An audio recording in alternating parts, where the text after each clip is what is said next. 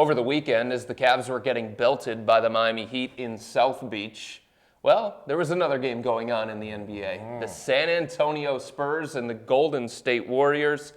Michael, in watching that game, what can you say separates the Cavs from those two teams? Chris, very simple for me. How many inches there are between your ears. That's what separates the Cleveland Cavaliers from those two basketball teams.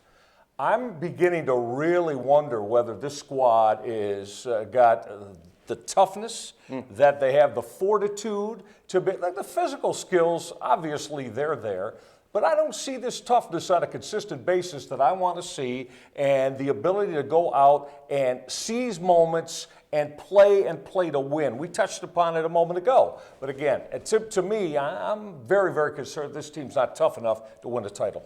But I think it's a good point. I don't think that there's, and it sounds trite to keep saying this, I don't think there's an identity here with this team.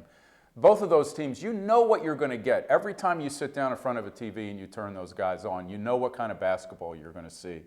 You know what kind of effort you're going to get. I don't see it with this team. I think that's a good point. I still think the Cavs are trying to figure out who they're going to be. Last year in the playoffs, guys, they morphed into this defensive-minded team because they had to, because they didn't have Kyrie at 100%, because they didn't have Kevin Love. They couldn't just rely on their talent and their offense.